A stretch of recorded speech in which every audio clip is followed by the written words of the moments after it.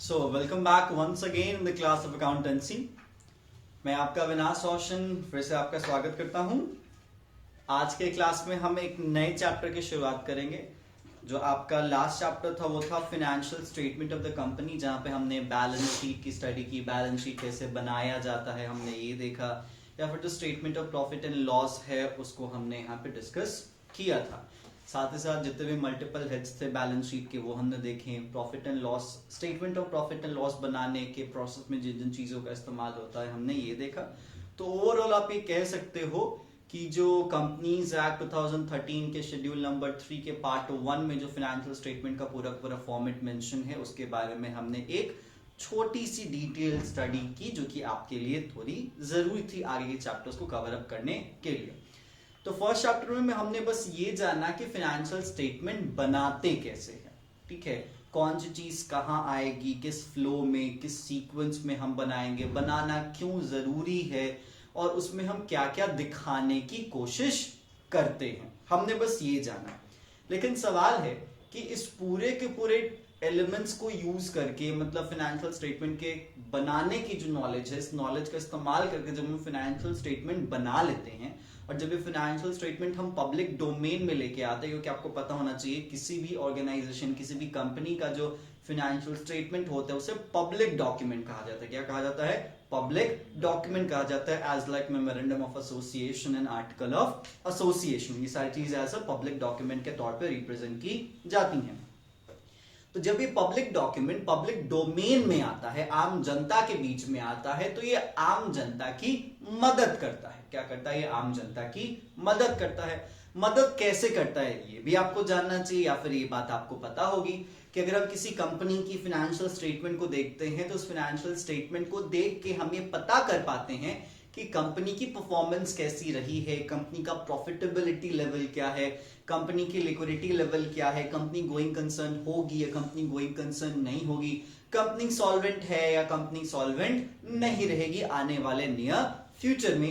ये पूरी की पूरी कहानी आपको फाइनेंशियल स्टेटमेंट से पता चलती है। लेकिन इस बात को आप ध्यान से समझिएगा, पता यूं नहीं चल जाती है, पता करना पड़ता है, क्योंकि जितने भी डेटाज होते हैं आपको पता है कि आप काफी कंसाइज मैनर में क्या करते हो, अपने फाइनेंशियल स्टेटमेंट में रिप्रेजेंट करते हो। उसके पीछे की कहानी आप बताते हो क्या? नहीं, उसके पीछे की कहानी भैया जिसने बनाया है वो वही जाने।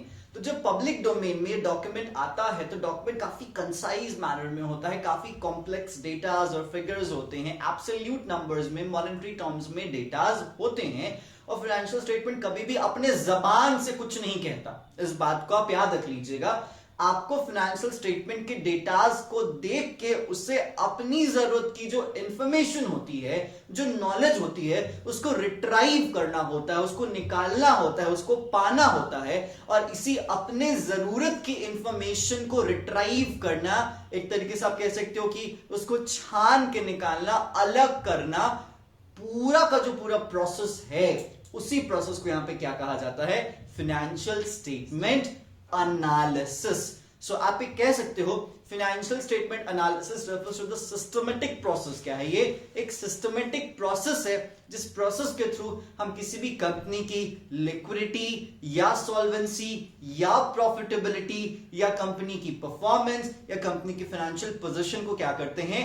एनालाइज करते हैं, या फिर हम जज करते हैं, ये देखते हैं कि उसके हालात कैसे हैं। तो इसी प्रोसेस को, जिस भी प्रोसेस से हम करें, ठीक है, जैसे बहुत लोग यहाँ पे रेशियोज का इस्तेमाल करते हैं, बहुत लोग यहाँ पे कंपैरेटिव स्टेटमेंट को यूज करते हैं, बहुत लोग यहाँ पे कॉमन साइज स्टेटमेंट्स का इस्तेमाल करते हैं। तो जो स्टेटमेंट का इस्तेमाल करना हुआ, रेशियोज का इस्तेमाल करना हुआ, वो पूरा का पूरा चीज यहाँ पे किसके हिस्से में काउंट कर लिया जाता है? एनालिसिस के हिस्से में। तो फाइनेंशियल स्टेटमेंट बनाना अलग बात है और फाइनेंशियल स्टेटमेंट की एनालिसिस करना क्या है? अलग बात है। इस बात को आप ध्यान से समझिएगा। अभी तक आपको फाइनेंशियल स्टेटमेंट बनाना सिखाया गया है चैप्टर 1 में। चैप्टर 2 में फाइनेंशियल स्टेटमेंट एनालिसिस की इंपॉर्टेंस आपको बताई जाएगी, फाइनेंशियल स्टेटमेंट एनालिसिस क्यों जरूरी है। फिर आपको चैप्टर नंबर 3 में जो हमें कंपैरेटिव स्टडी करनी है, फिर हमें चैप्टर नंबर 4 में कॉमन साइज स्टेटमेंट बनाना है, फिर हमें अकाउंटिंग रेशियोज बनाना है। तो उसमें आपको सिखाया जाए कि एनालिसिस कैसे किया जाता है। तो जो आपका फ्लो है सिलेबस का कि फाइनेंशियल स्टेटमेंट बनाना, फिर उसकी एनालिसिस की जरूरत, फिर उसको 3 चैप्टर में आपको एनालाइज करके बताना कि कैसे एनालाइज करोगे, और फिर चौथे चैप्टर में फाइनेंशियल स्टेटमेंट का एक और हिस्सा कैश फ्लो रखा गया है। तो ये आपके सिलेबस का फ्लो है जो कि अब आपको समझ में आ रहा होगा। अगर आप देखोगे अपने चैप्टर 2 के पेज नंबर 1 को, जहां पे meaning of financial statement analysis लिखा हुआ है, वहां पे देखो कहता है financial statement present a mass of complex data in absolute monetary terms and reveal little about liquidity, solvency and profitability of the business. In financial analysis, the data given in financial statement is classified into simple groups and comparison of various groups is made with one another to pinpoint the strong points and weaknesses of business. For example, if all items relating to current assets are placed in one group while all items relating to current liabilities are placed in another group, the comparison between two groups will provide useful information.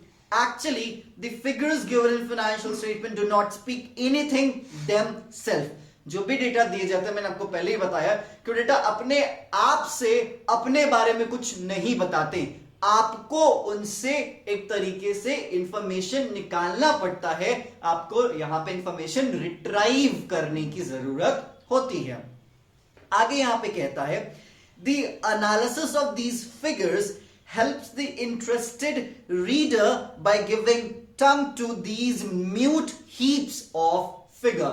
मतलब उस analysis से जो भी आप information निकालते हो, वो information इस डेटाज को, इसमें मेंशन फिगर्स को एक जबान देती है। और याद रख लीजिएगा, अलग अलग पार्टी की अलग अलग जरूरत होती है।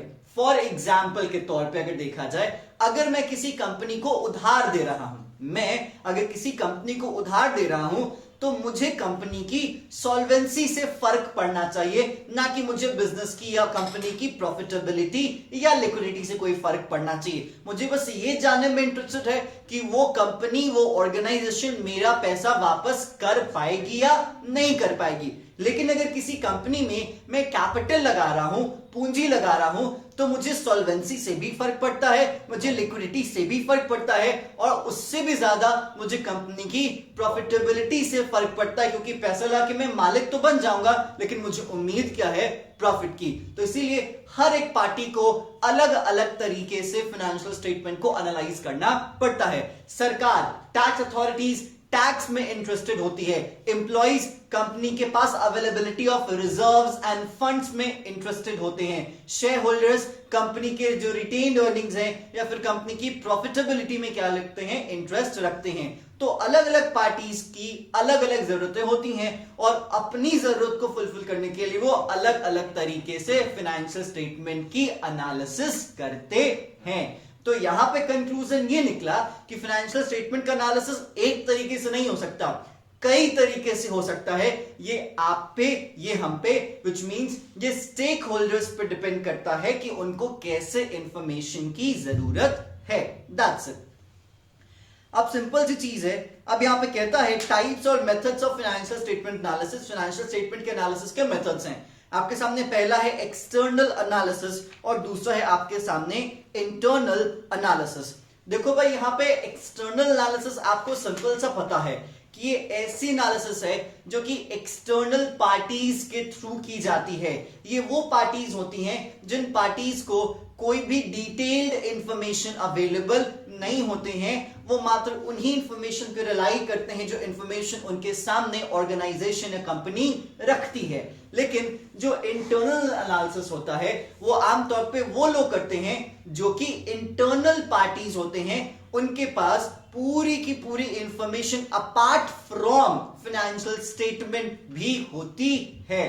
तो आप ये कह सकते हो कि आमतौर पे जो एक्सटर्नल पार्टीज हैं उसमें कौन कौन लोग हो जाते हैं? डेटर्स है, क्रेडिटर्स है, आपके जो ये हो जाते हैं एम्प्लॉइज हो जाते हैं, वो भी आपके एक्सटर्नल पार्टीज में ही काउंट कर लिए जाते हैं। जो कंपनी के बैंक्स हैं, जिन बैंक्स ने कंपनी को लोन दिया है, वो भी एक्सटर्नल पार्टीज में काउंट कर लिए जाते हैं। जो इन्वेस्टर्स हैं, जिन्होंने पैसा लगाया, वो भी आपके एक्सटर्नल पार्टीज में ही काउंट किए जाते हैं। देखो यहाँ पे लिखता भी है कि कौन कौन से लोग आपके सामने एक्सटर्नल पार्टी हैं। जैसे इन्वेस्टर है, बैंक है, फाइनेंशियल इंस्टीट्यूशन है, क्रेडिटर है, गवर्नमेंट एजेंसीज हैं और रिसर्चर्स हैं। तो रिसर्चर्स तो बेसिकली ये वो लोग हैं जो कि एक्सटर्नल पार्टी बनते हैं और ये फाइनेंशियल स्टेटमेंट की एनालिसिस करते हैं, तभी हम जाके इसको क्या कह देते हैं, एक्सटर्नल एनालिसिस कह देते हैं। इनके पास कोई डिटेल्ड एक्सेस या डिटेल्ड इंफॉर्मेशन का एक्सेस नहीं होता। इंटरनल पार्टीज के पास होता है। अब सवाल है इंटरनल पार्टी कौन कौन हुआ? मैनेजमेंट इंटरनल पार्टी हो जाता है, board of director internal party हो जाते हैं, शेयर होल्डर्स इंटरनल पार्टीज हो जाते हैं, क्योंकि इनके पास डिटेल्ड इंफॉर्मेशन भी अवेलेबल होते हैं और ये भी अपनी अपनी जरूरतों के अकॉर्डिंग एनालिसिस करते हैं। देखो यहां पे कहता है इंटरनल एनालिसिस में, this analysis is made by the person who have access to the detailed internal records of the business. Such an analysis can therefore be performed by executives of the organization. The main objective of such analysis is to assist the management in taking appropriate financial decisions. That's it. उसके बाद आपके सामने आ जाता है horizontal और उसके बाद आपके सामने आ जाता है वर्टिकल एनालिसिस। ये हॉरिजॉन्टल एनालिसिस क्या होता है और ये वर्टिकल एनालिसिस क्या होता है? बस एक बेसिक सा डिफरेंस है कि अगर आप पिछले कई सालों के फाइनेंशियल स्टेटमेंट को एक दूसरे से कंपेयर करके इंफॉर्मेशन के कंक्लूजन तक पहुंचते हो, this is what we call horizontal analysis.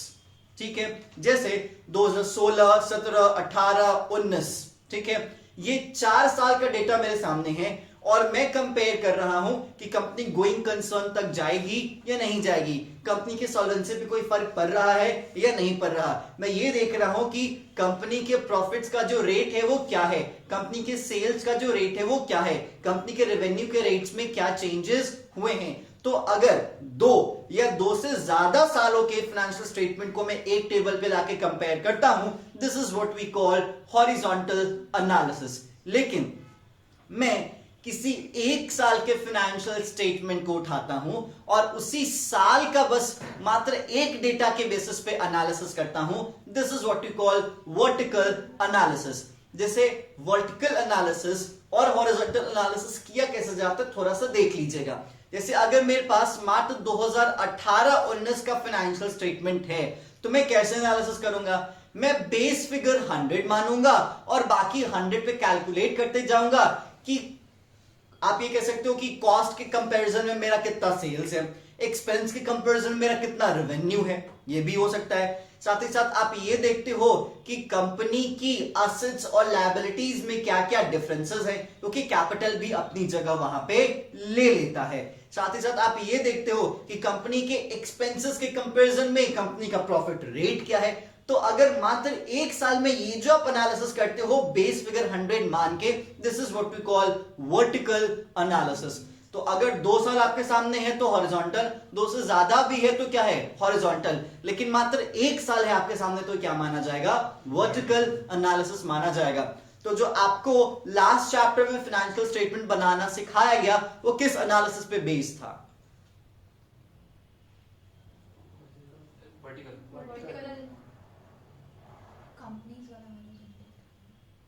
आपको लास्ट चैप्टर में जो बताया गया फाइनेंशियल स्टेटमेंट बनाना वो कौन सा एनालिसिस था? हॉरिजॉन्टल एनालिसिस था, क्योंकि वहां पे 2 साल का डेटा प्रेजेंट किया गया था। देखिए हॉरिजॉन्टल एनालिसिस में क्या कहते हैं, इसको डायनामिक एनालिसिस भी कहते हैं, क्योंकि आपके सामने मल्टीपल फिगर्स होते हैं। ठीक है, मल्टीपल सालों के फिगर्स होते हैं, मल्टीपल फिगर्स नहीं मल्टीपल ईयर्स के फिगर होते हैं। यहां पे कहता है in such type of analysis financial statement for the number of years are reviewed and analyzed. Figures for 2 or more years are contained in such type of analysis, and these figures are placed side by side to facilitate comparison. That's it. ठीक है, such analysis indicates the increase or decrease in these items not only in absolute figures but also in percentage form. Thus, it involves making comparison and establishing relationship among different or related items of an enterprise for a number of years. When data about sales, cost of production, profit, etc. are compared for 2 or more years of the firm, they indicate the areas of strength and weaknesses of the enterprise. तो बात वहीं पे आकर रुक जाती है कि अगर 1 साल या 1 साल से ज्यादा, सिंपल सी चीज, अगर 1 साल तो वर्टिकल, अगर आपके सामने 1 साल से ज्यादा मतलब 2 साल या 2 साल से ज्यादा, तो आपके सामने क्या बन जाएगा, ये हॉरिजॉन्टल बन जाएगा। वर्टिकल में भी आपके सामने यही कहानी रखी जाती है। बस ये बात आप याद रख लीजिएगा कि जो वर्टिकल एनालिसिस होता है वो आमतौर पे कॉमन साइज स्टेटमेंट के थ्रू होता है। किसके थ्रू होता है?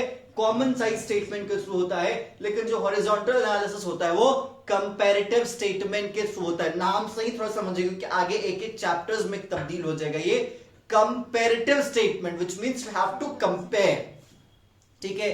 And common size which means आपके सामने फिगर एक ही होगा, ओवरऑल बेसिस पे आपको कॉमनली इंफॉर्मेशन को या डेटा को रिट्राइव करने की जरूरत होती है। That's it. अब देखो यहाँ पे हॉरिजॉन्टल और वर्टिकल एनालिसिस में टी फॉर्मेट पे आपके सामने डिफरेंस बताया गया है।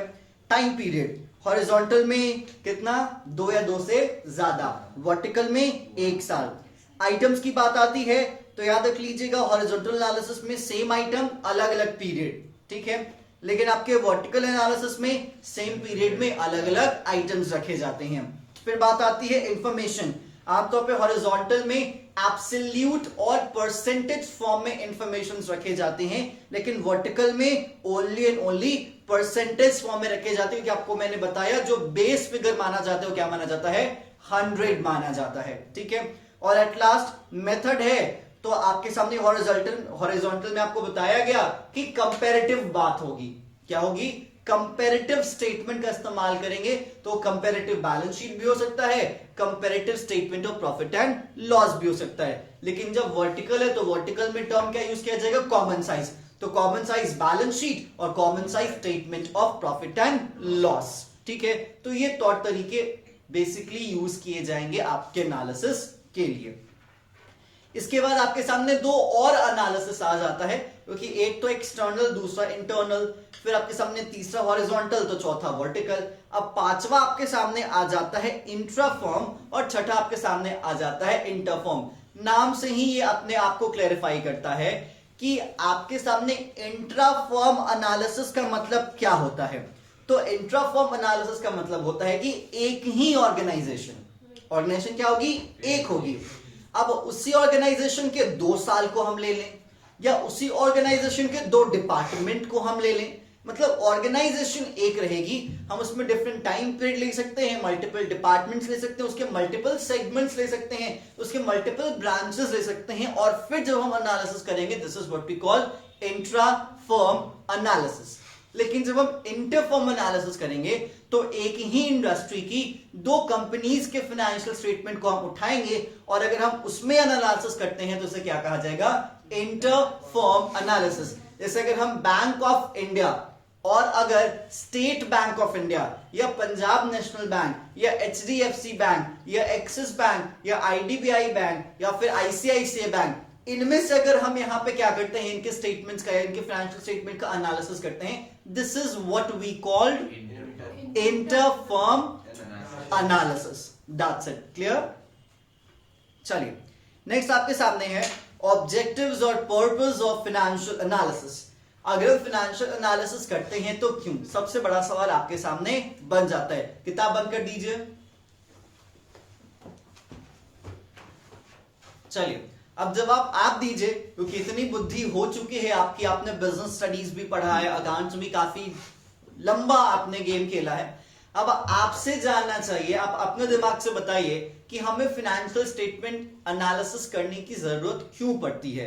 क्योंकि क्वेश्चन ही कहता है ऑब्जेक्टिव और पर्पस ऑफ फाइनेंशियल एनालिसिस, हमें फाइनेंशियल एनालिसिस क्यों करना चाहिए, बताइए। कंपनी का स्टेटस जानने, एक मिनट एक बार में एक बोलिए। स्टेटस एक बहुत वेग टर्म हो गया। प्रॉफिटेबिलिटी, ठीक है, आप कह सकते हैं कंपनी की प्रॉफिटेबिलिटी को अगर मुझे जानना है तो मुझे फाइनेंशियल एनालिसिस करना है। वही मेरा भी था, मतलब लोग यही सोचने। ठीक है, बाकी लोग बोलिए। फाइनेंशियल पोजीशन भी हो सकता है। कंपनी की फाइनेंशियल पोजीशन, इट्स लाइक कि कंपनी के असेट्स और कंपनी की लायबिलिटीज के हालातों को देखने के लिए या फिर ये देखिए क्या लेवल है किसका, इसके लिए हमें फाइनेंशियल एनालिसिस करने की जरूरत है। Future decision. हाँ, आप ये कह सकते हो कि फाइनेंशियल डिसीजंस लेने के लिए, क्या फाइनेंशियल डिसीजन लेने के लिए हमें फाइनेंशियल एनालिसिस करने की जरूरत है। इट्स लाइक हमें एडवर्टीजमेंट पे कितना पैसा लगाना चाहिए या नहीं लगाना चाहिए, हमें नए प्रोडक्ट लॉन्च करने चाहिए या नहीं करने चाहिए, हम इस वक्त डेब्ट लें या नहीं लें, इक्विटी से काम चलाएं, इन सब चीजों के लिए आपको फाइनेंशियल एनालिसिस करने की काफी ज्यादा जरूरत पड़ती है। और बताइए। फाइनेंशियल पोजीशन, परफॉर्मेंस, क्रेडिटवर्दीनेस, सॉल्वेंसी, हाँ, मतलब एक तरीके से फॉर एग्जांपल ये समझिएगा कि फाइनेंशियल एनालिसिस कंपनी की तरफ से नहीं किए जाएंगे, ये आपके तरफ से मल्टीपल स्टेक होल्डर्स होंगे, वो करेंगे फाइनेंशियल एनालिसिस। जैसे बहुत सारी जो कंपनीज होती हैं जो कि क्रेडिट रेटिंग देती हैं, तो ऑर्गेनाइजेशन या कंपनीज की क्रेडिट वर्दीनेस को चेक करने के लिए आपको फाइनेंशियल एनालिसिस करना जरूरी है ताकि आप क्रेडिट रेटिंग दे सकें। और बताइए। इन्वेस्टर्स रिटर्न देखेंगे और सब एग्जैक्टली यहाँ पे ये देखना कि कंपनी अगर अपना इन्वेस्टमेंट किसी भी तरीके से लगाए उस पर कंपनी को कितना रिटर्न मिल रहा है ताकि आगे के लोग और पैसा लगाएं या न लगाएं। तो आप ये कह सकते हो कंपनी का जो इन्वेस्टमेंट हो किस तरीके से वर्क कर रहा है, ये जानने के लिए हमें फाइनेंशियल एनालिसिस करने की जरूरत होती है।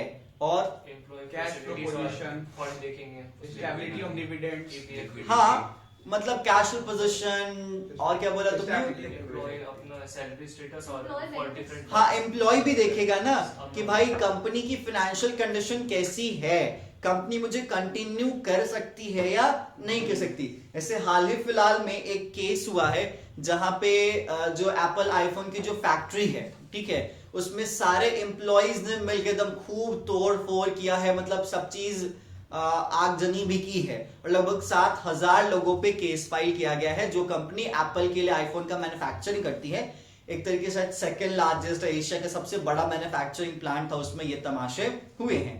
तो क्यों हुए हैं? ऑब्वियसली बात है, कंपनी ने उनको वेतन कम दिया, उनकी टाइम पोजीशन या फिर टाइम फ्रेम उसका थोड़ा ज्यादा बढ़ा दिया, तो शेयर होल्डर्स को थोड़ा सा नुकसान हो रहा था। अब जो भी हो, बट बात यहां पे आके रुक जाती है कि एम्प्लॉइज को पैसे की जरूरत थी, एम्प्लॉइज को लगा नहीं मिलेगा, काम पे काम करवाते जा रहे हैं, बकाया पैसा नहीं दे रहे हैं। तो ये जानने के लिए कि कंपनी दे पाएगी कि नहीं दे पाएगी, फाइनेंशियल एनालिसिस आपको करने की जरूरत पड़ती है। देखो यहाँ पे सबसे पहली चीज है ये मेजर करने के लिए कि कंपनी की अर्निंग कैपेसिटी क्या है, मतलब कंपनी के कमाने की क्षमता कैसी है, कंपनी कमा पा रही है या फिर कंपनी नहीं कमा पा रही है। और अगर कमा पा रही है तो ज्यादा है कम, ये भी आपको पता आराम से चलता है फाइनेंशियल एनालिसिस से। और अर्निंग होगी तभी प्रॉफिटेबिलिटी की बात आएगी, पहले तो प्रॉफिटेबिलिटी की बात नहीं हो सकती। तो इसीलिए to assess the earning capacity and financial and profitability of the company we need to perform financial analysis। पहली चीज।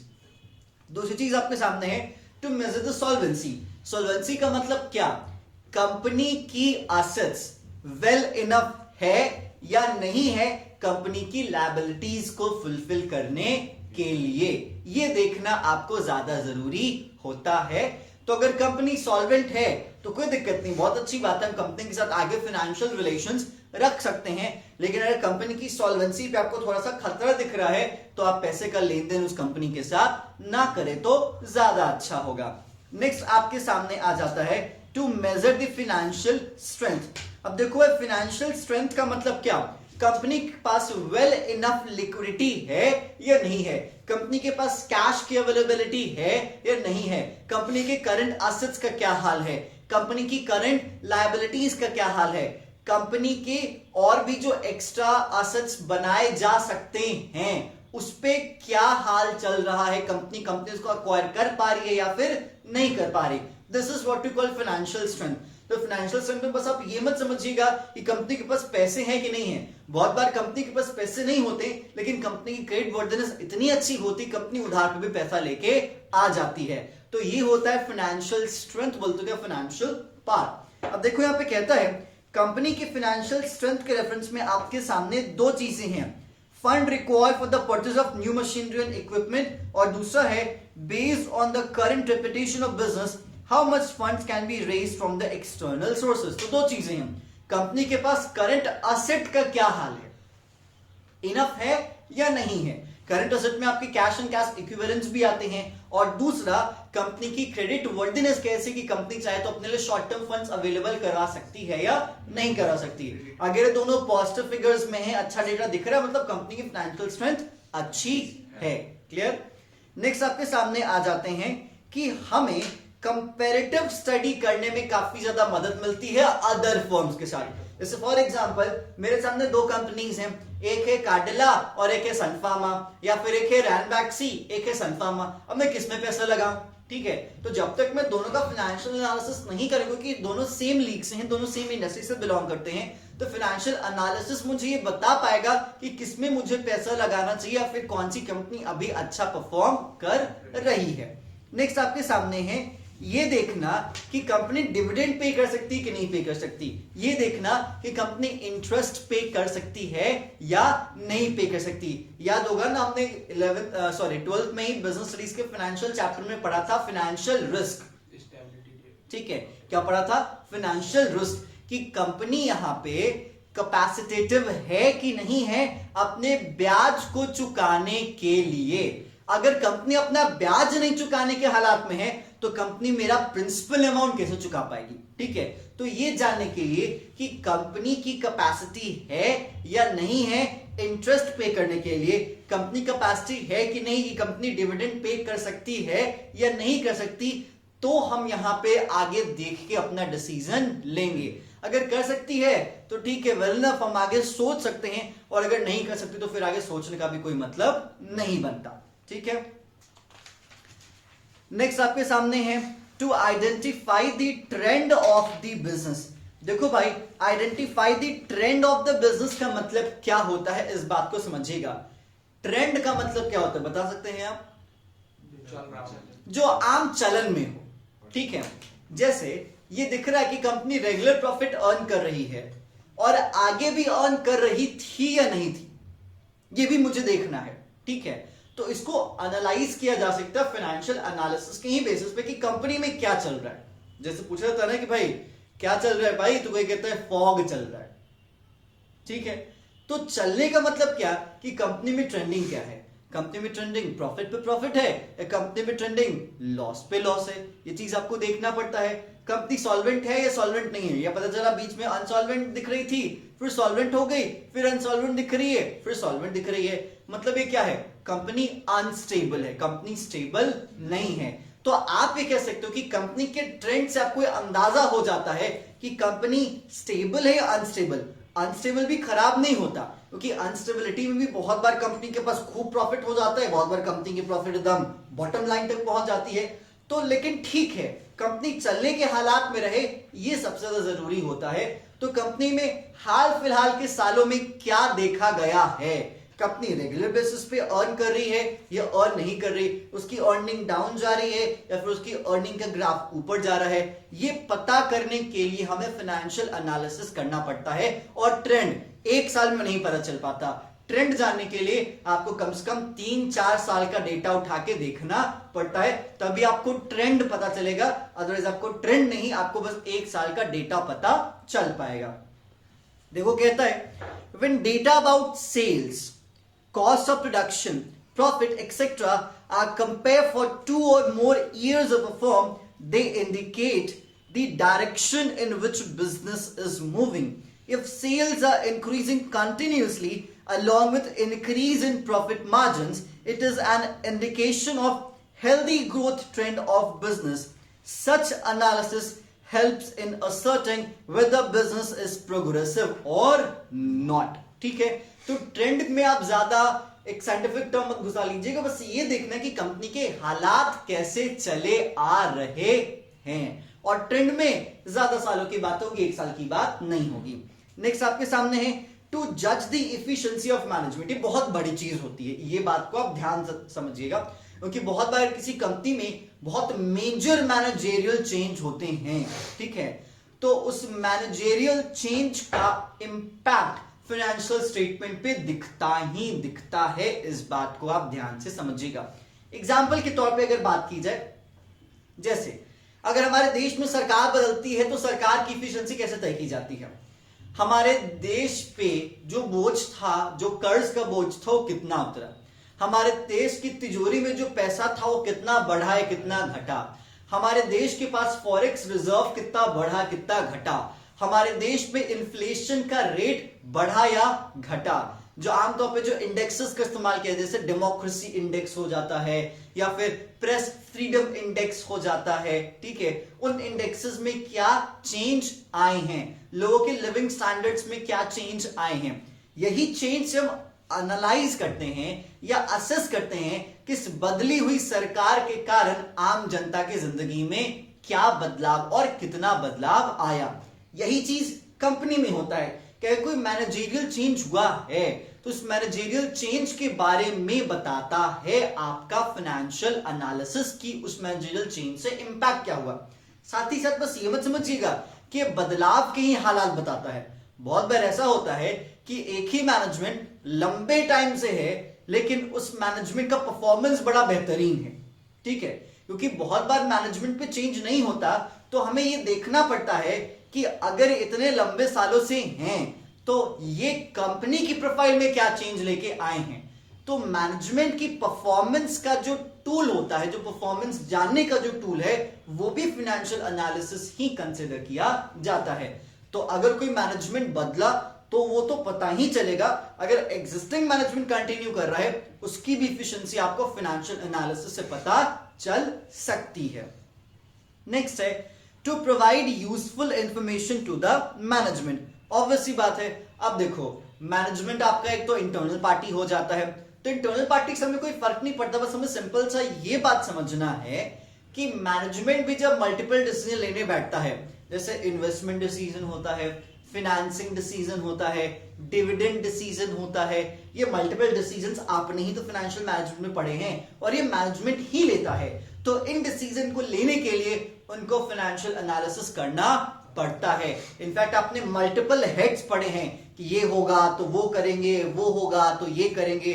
जब हम डेब्ट इक्विटी की बात करते हैं, डिविडेंड अनाउंस करें या ना करें इसकी बात करते हैं, शॉर्ट टर्म फंड्स लें या लॉन्ग टर्म फंड्स लें हम इसकी बात करते हैं। तो ये हाँ या ना, ये करें या वो करें, इसमें कंपनी को कहीं ना कहीं, इसमें कंपनी के मैनेजमेंट को कहीं ना कहीं मदद कौन करता है? फाइनेंशियल एनालिसिस ही करता है। दैट्स इट, ठीक है। अब इसे यहां पे देख लो, कहता है यूजफुल फाइनेंशियल और यूज ऑफ फाइनेंशियल एनालिसिस। सबसे पहला है इन्वेस्टमेंट डिसीजन लेने के लिए, क्रेडिट डिसीजन लेने के लिए, डिविडेंड डिसीजन लेने के लिए, बिजनेस के ट्रेंड को एस्टिमेट करने के लिए और एट लास्ट बहुत सारे मैनेजरियल डिसीजन लेने के लिए हमें फाइनेंशियल एनालिसिस करने की जरूरत होती है। क्लियर क्या? तो चलिए यहां तक देख लीजिए, इसमें कोई प्रॉब्लम है तो पूछिए। फिर एक और टॉपिक है दैट्स कॉल्ड सिग्निफिकेंस और importance of financial analysis. Basically parties के रेफरेंस में आपको बताया जाएगा और देन लिमिटेशन। तो दो टॉपिक रिमेन है, दो टॉपिक को हम नेक्स्ट सेशन में कवर करेंगे। So stay tuned for the next session. Thank you.